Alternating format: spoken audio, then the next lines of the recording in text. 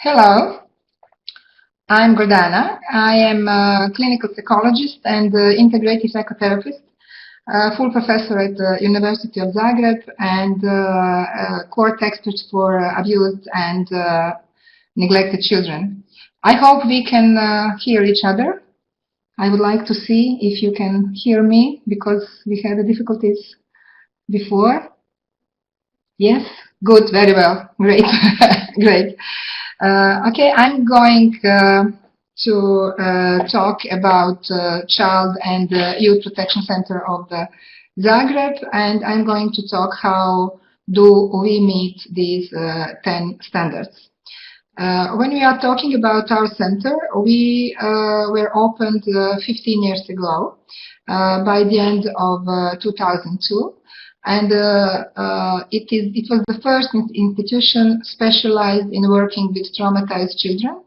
Our key purpose was to provide help and is to provide help and support to children who experienced different traumatic events and also children at risk of abuse, and also support and help for their families. In last 15 years, around 17,000 children were assessed in our center. So we have 1,200 to 1,600 new patients per year, and plus more than 800 children in continuous treatment. So when we put it on daily basis, we have about 100 children per day.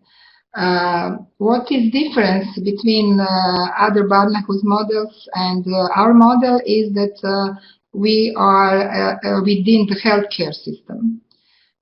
It is for Croatia very important to be within healthcare system because in Croatia every child has health insurance. So each service, all services in our center are free of charge for our children.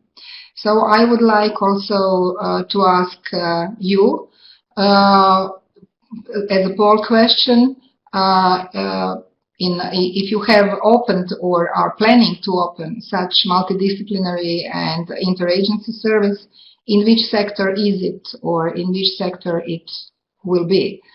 For Croatia, I think that healthcare system was the best for the reasons I mentioned before, and I also think that trauma is a question of mental health.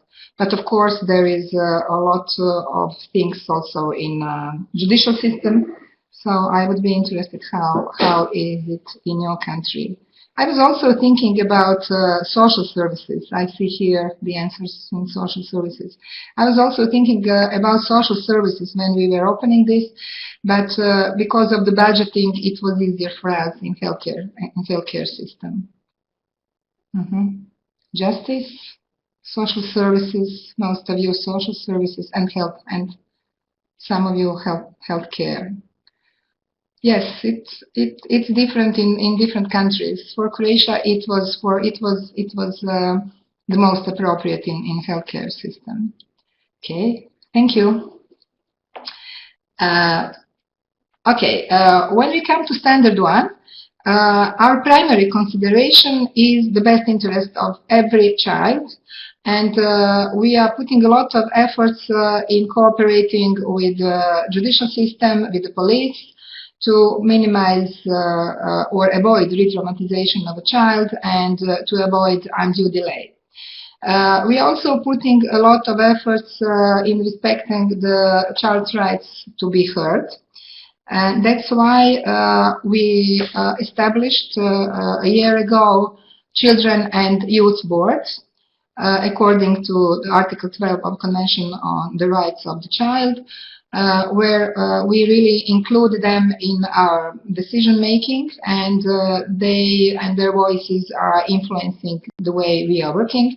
You can see here Youth Board visiting our president and also sharing their experiences with the president of Croatia.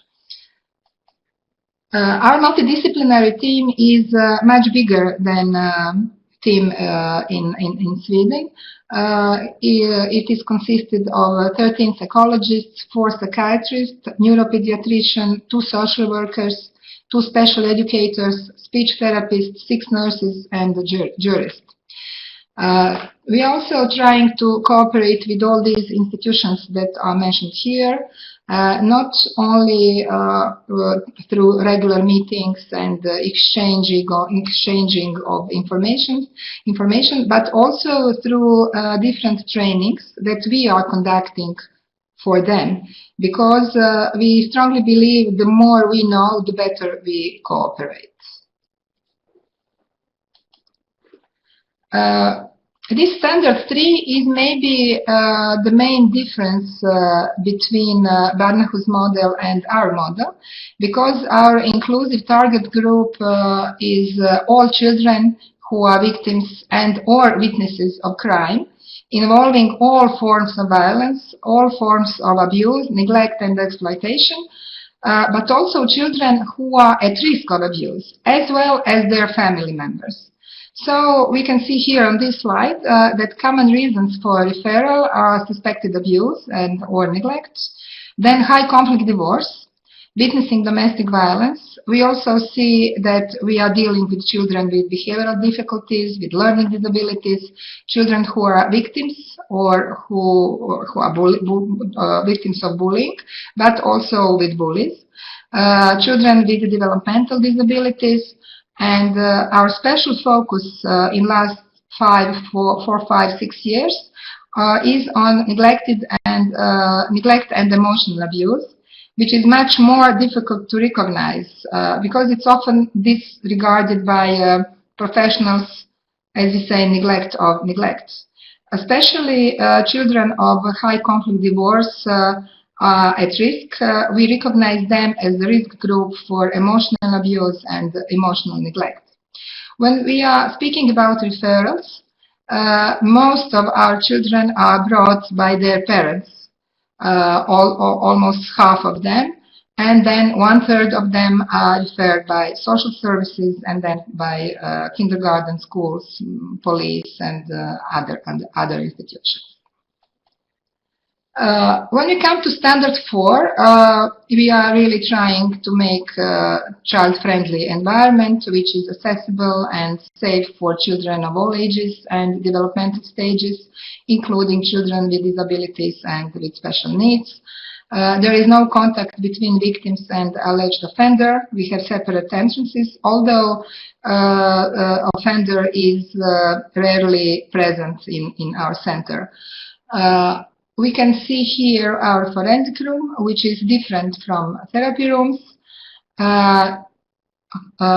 I'm looking at if you can hear me, and which is free of distractions and specially equipped with audio video link.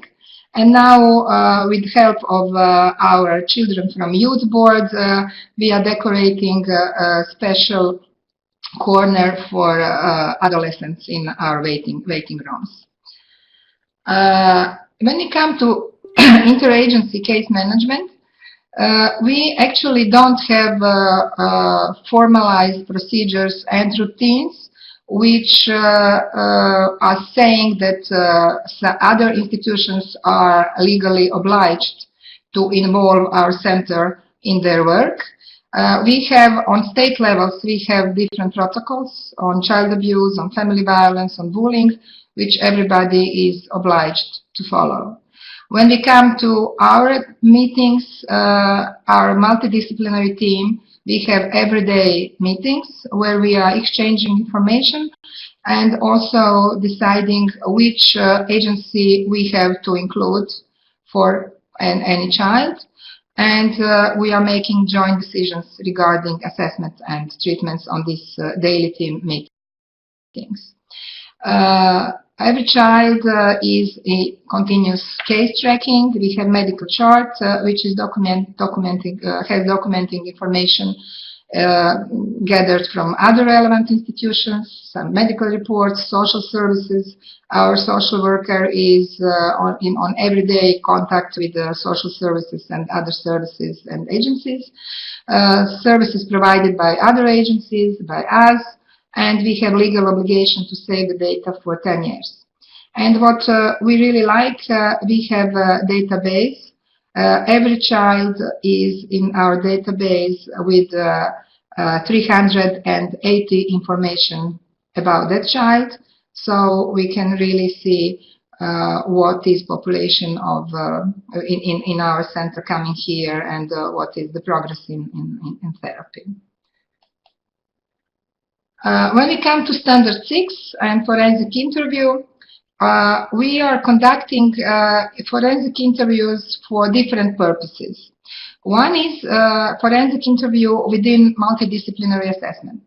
Let's say when a parent brings a child to our institution with suspicions on child abuse, our psychologist or any other professional takes child immediately and immediately conducts forensic interview, and if there is suspicion on child abuse, immediately police is informed and the child stays in multidisciplinary assessment, but nobody is talking about the trauma again in this center. We are also conducting forensic evaluations at the order of the court as court experts. So we are conducting forensic interviews for assessing credibility of child's testimony in the cases of sexual abuse. Also, in the case of child custody evaluations, where we are assessing parental competencies, and forensic evaluations of juvenile offenders. The third purpose, where we are doing and conducting interview, is when we are interviewing children on center's premises within court proceedings, criminal and misdemeanor courts. Some of your countries maybe don't have misdemeanor courts. These are courts dealing with family violence. So we encourage judges to interview children on center's premises. Although in Croatia, every criminal court has a separate room in which mental health professional is the only person talking to a child. What we are trying to encourage judges to bring children here to our center, children who are small children, young children, children who are traumatized, children who are with special needs, with intellectual disabilities.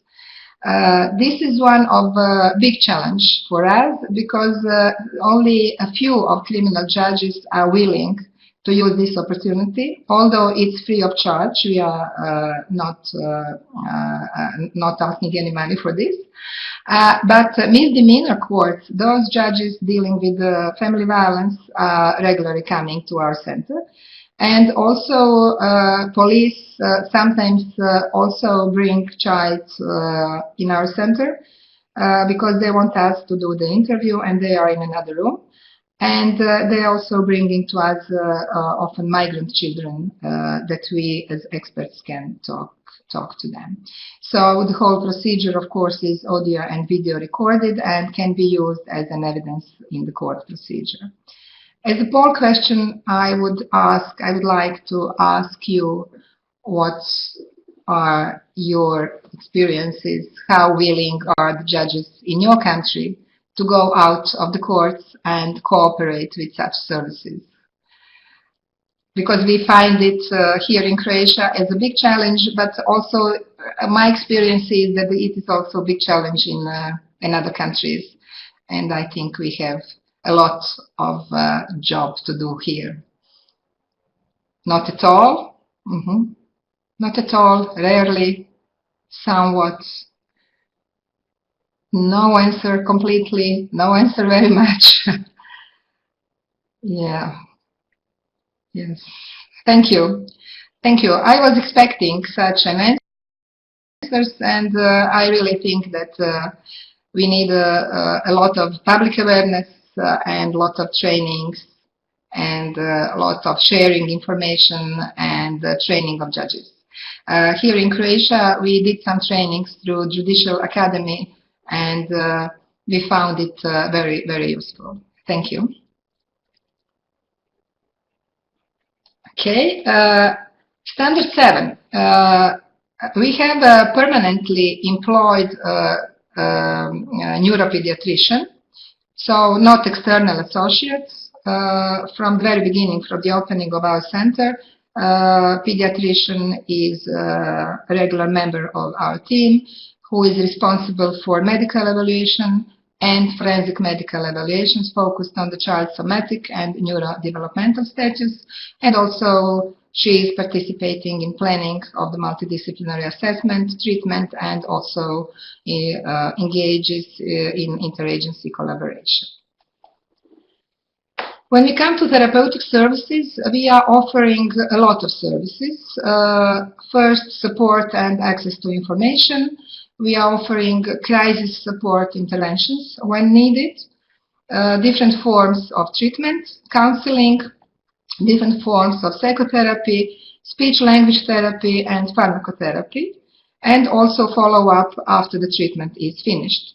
Our staff, each professional in our center is trained in TFCBT, trauma-focused cognitive behavioral therapy. Some of our professionals are Gestalt therapists, some are cognitive behavioral therapists, some psychoanalysts, play therapists, transactional analysis therapists, systemic therapy, educated in systemic therapy. Some of us are integrated therapists. So we have the possibility that the multidisciplinary team develops a treatment plan according to the individual needs of every child. A very important aspect of our work is working with non-abusive parents, because we know, working with children and from our trainings and from our experience, that support from a non-abusive parent is one of the most important predictors of child's adjustment. And I would like to read this letter of a client of mine who very well illustrates how important is parent in our therapy and for the child. This is a letter of a child who, after 2 years after interview, withdraw her statement. And she says, "I want to withdraw my statement because of my mom. They love each other, so I don't want him to go to jail. She called me 100 of times, asking me not to take her husband away from her. Now mom will be happy, and I will be happier for her. It's my fault that he behaves badly towards her. All of it happened, but my mom never believed me, nor did my teacher or anyone else I told. Often I can't sleep at night because my mom doesn't trust me. I feel like I don't have anyone. I want my mom to be happy, then she will love me." So it's very important for us to encourage non-abusive parents from being the non-abusive parent to being a supportive parent, and to help him to identify his protective role. I also want to mention that we have daily hospital last 2 years for very traumatized children, so they are here during the day and having different forms of therapy and having lunch here. And we really like this because we also have therapeutic dogs. We have 5 therapeutic dogs working with abused children and in speech therapy and in daily hospital. Standard 9 is talking about capacity building. So our staff is in continuous training by respected international experts. We had, I know that Iceland and maybe Sweden, I'm not sure, we had the same teacher, Linda Cordisco-Steele, on forensic interviewing. So we are using the same protocol. We also had trainings on therapy with sexually abused children, on trauma work, on trauma-focused cognitive behavioral therapy, and in last couple of years we had a lot of trainings on parental alienation as type of emotional abuse, and now we are preparing training in attachment-based family therapy. And we have also ongoing trainings by the staff, for the staff, and our professionals are encouraged to participate in training, international conferences, as well as postgraduate studies. It's financed by our center. Our staff is also involved in regular supervision twice per month by external supervisor, and it is mandatory participation, and we really think it's very important because working with the traumatized and abused children makes high risk of vicarious traumatization and burnout for us. Standard 10 is talking about prevention, information sharing, awareness raising, and external competence building. Many of our professionals are teaching on different universities, so we are educational basis, educational center for students of psychology, social work, education and rehabilitation sciences, teachers education, police academy, law. And we did a lot of national trainings in cooperation with relevant ministries for social services, for all schools in Croatia, law enforcement, judicial system, NGOs. We are hosting a lot of international study visits and doing a lot of regional and international trainings. And what we are proud of, that we are cooperating with media in a way that we perceive them as partners in protection of abused children, because they are very important in awareness raising. When you come to preventive activities, we do a lot of trainings and lectures and education in schools, kindergartens, health institutions, NGOs. And when we are talking about NGO, there is NGO Brave Phone, which is in our premises. Helpline, this is helpline for children, and there are many children who were opening and who were talking about child abuse, about their abuse first on this helpline. So then we are cooperating with them and taking child into therapy in our center. We did a lot of national research on child abuse and knowledge of pediatricians or dental doctors on child abuse and what are their needs in trainings and education. And publication activities are very important. We published 16 handbooks for parents, children and professionals, and about 500,000 copies are distributed free of charge for parents, children and teachers. So I would like to finish with final thoughts that the idea is not just to transfer the standards in new settings, but to understand and have a wider picture of the local realities and possibilities, and then to implement the standards into a live entity of the child protection system. Thank you.